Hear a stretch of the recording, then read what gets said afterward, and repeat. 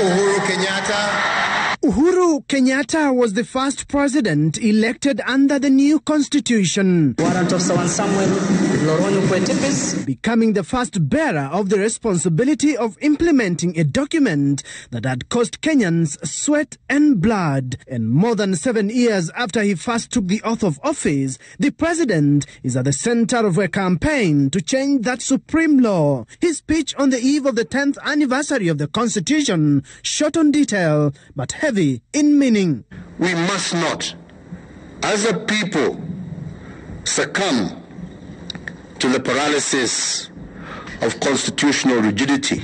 The president giving a strong signal that he wants the document changed before the next general election. That a constitution was a work in progress, and as such, we were made to adopt it with a promise that in the future, we will make it better.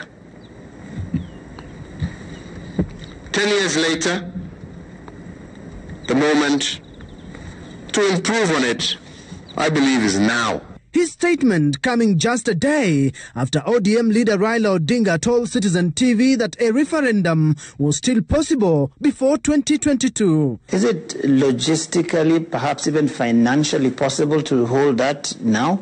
You need to look at what they do in Europe. They can do even 2 elections in 1 year.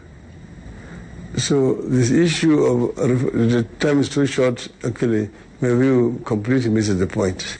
The president saying the 2010 constitution, while progressive in many ways, was a ceasefire document following a tense period in the country.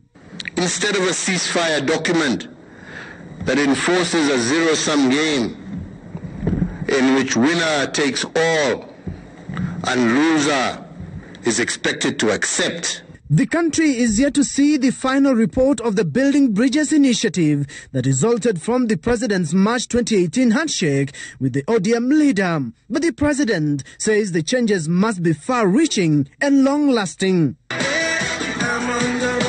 Already, several rallies had been staged in various parts of the country, building up a momentum for a possible referendum before the disruption caused by the COVID-19 pandemic. Proposals in the initial BBI report included adjusting the executive structure to introduce a prime minister with 2 deputies will sit in parliament. While Raila Odinga has voiced support for these proposals, the president has left the country guessing about his real desires in the new document, only insisting a change is necessary.